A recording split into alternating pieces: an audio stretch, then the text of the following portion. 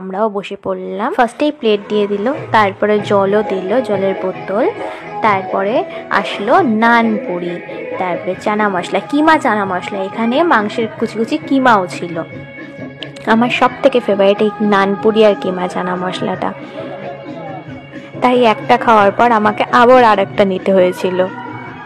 এবার চলে আসলো আমাদের সবার ফেভারিট বিরিয়ানি, চিকেন বিরিয়ানি।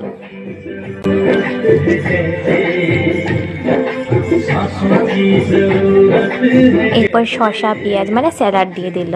তারপরে আমি ইউটিউব দেখে দেখে ইউটিউবারদের স্টাইলে আমিও সবার মতনই বিরিয়ানির সাথে আলু, তারপরে মাংস, তারপরে স্যালাড ওপর দিয়ে দিয়ে তারপরে ওরকমভাবে সিগনেচার স্টাইলে, মানে ইউটিউবাররা যেরকমভাবে সিগনেচার স্টাইলে খায় আর কি, সেরকমভাবে একটুখানি খাওয়ার চেষ্টা করলাম।